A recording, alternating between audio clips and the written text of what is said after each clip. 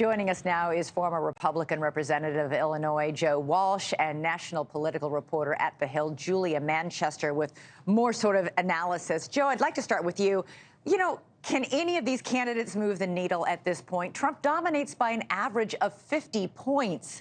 None of them is even close. No, Elizabeth, no. I'm sorry to scream. No, I mean, look, Trump's stronger now than he was for the second debate, and he was stronger then than he was for the first debate. He's stronger now than he was a year ago. Look, this is his nomination, and everybody knows it. And Elizabeth, everybody on stage tonight knows that this is Trump's nomination. And unless something unbelievably unforeseen happens in the next few months, these candidates, Elizabeth, are all doing what they've always been doing, just playing for second place. None of them really know they believe they can beat him.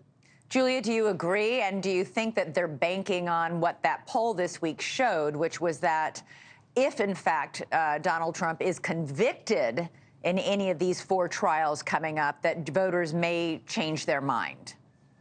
Yeah, look, I think there certainly is that in the back of many of these candidates' minds if something were to happen to Donald Trump or, some, thing unforeseen happened in the primary, they could step up. But right now, the former congressman is absolutely right. This is Donald Trump's race to win. And right now, it looks like a race for second place. I mean, we're going to be keeping an eye on Nikki Haley and Ron DeSantis. Ron DeSantis has pretty much consistently been in second place throughout this entire primary, but Nikki Haley has essentially usurped him in a number of polls. But when you look at where they are, Ron DeSantis and Nikki Haley are anywhere from the teens and the double digit in the teens and the single digits in most polls, whereas Donald Trump is in the double digits, in the 50s and the 60s%. So, this could be seen as a vanity project for some of these candidates, or it could be seen as potentially a debate for vice president. Well, I would think this would be a very expensive and time-consuming vanity project if that's what it was.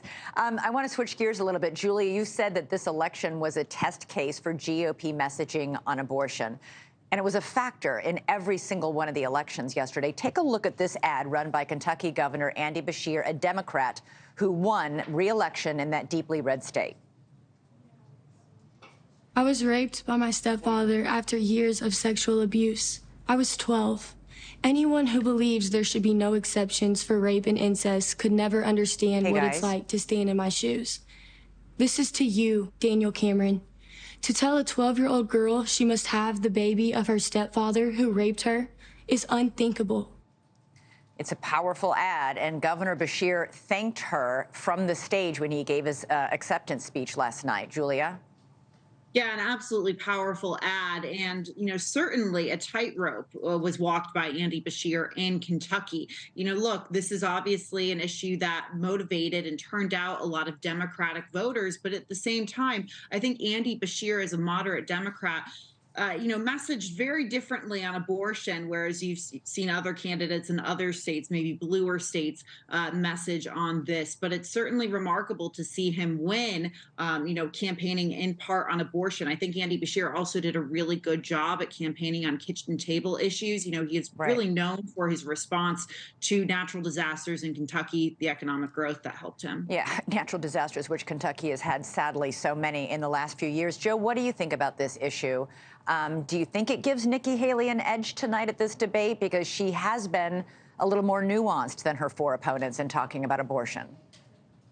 Look, and Elizabeth, I say this as a pro-lifer, this issue politically is killing Republicans. I mean, our mantra for years was, overrule Roe and return it to the states. Well, it's been returned to the states, and every state, blue, purple, red, has voted for abortion rights. Republicans never, ever really thought we'd get here, and they don't know how to deal with it. They don't know how to handle it.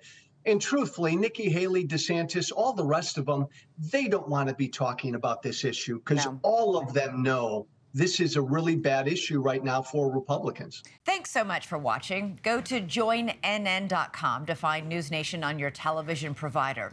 And don't forget to click the red subscribe button below to get more of NewsNation's fact-driven, unbiased coverage.